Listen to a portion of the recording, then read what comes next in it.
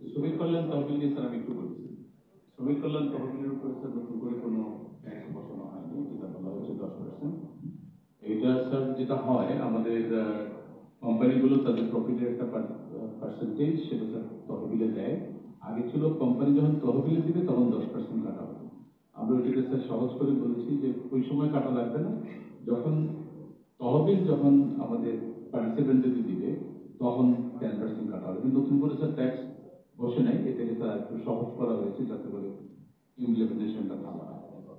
আর কালো টাকা নিয়ে স্যার যেটা বললেন, আমাদের আইনে স্যার যেটা গত বছর 15% ট্যাক্স দিয়ে কালো টাকা ছিল, এটা স্যার গত অগাস্টেই আপনি আসার পরেই সাথে সাথে এটা আমরা বাতিল করে দিয়েছি। এর বাইরে স্যার আরেকটা কালো টাকার প্রভিশন ছিল স্যার, সেটাও 30 জুনে এক্সপায়ার করেছে। আমরা সেটাকে আর এক্সপান্ড করি নাই। সেটা হলো যদি কেউ জমি অথবা বাড়ি বা ফ্ল্যাট কিনে তাহলে একটু বেশি কর দিলে এটার উপরে কেউ কোনো কর্তৃপক্ষ এনবিআর অথবা সরকারের অন্য কোনো কর্তৃপক্ষ প্রশ্ন করবে না। এটাও স্যার আমরা আর বাড়াইনি। আরেকটা স্যার যেটা ছিল সেটা হচ্ছে যে ফ্ল্যাট বা জমি কিনলে একটা নির্দিষ্ট পরিমাণ ট্যাক্স দিলে এনবিআর প্রশ্ন করতো না।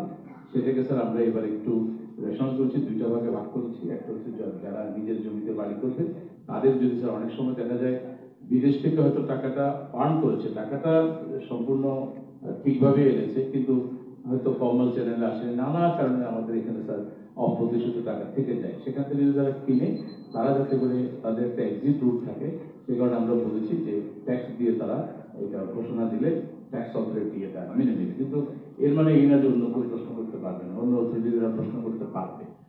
এবং এই টাকাটাও স্যার আমরা দ্বিগুণ করে দিয়েছি, আগে যা ট্যাক্স দিতে হতো এবার ডাবল দিতে হবে।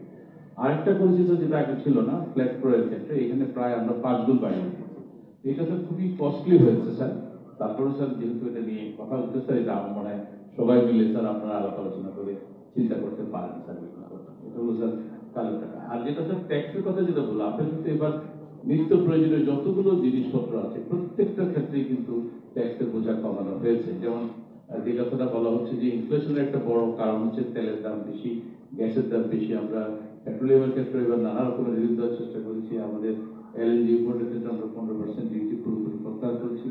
আর অন্যগুলো যেগুলো দীর্ঘদিন ধরে, যেমন কেজি প্রতি কসমেটিক্সের ভ্যালুয়েশন হতো, সেই কেজি প্রতি কসমেটিক্সের ভ্যালুয়েশন অনেক আগে হয়েছে এবং এগুলোতে ব্যাপক ইয়ে হয়। আমাদের ইভেন লোকাল ইন্ডাস্ট্রি যারা তারাও কমপ্লেন করে যে এইভাবে খুব সহজে কেজি প্রতি মন প্রতি এগুলোকে ভ্যালুয়েশন করা হয়, ফলে আমরা বাজারে টিকতে পারি না।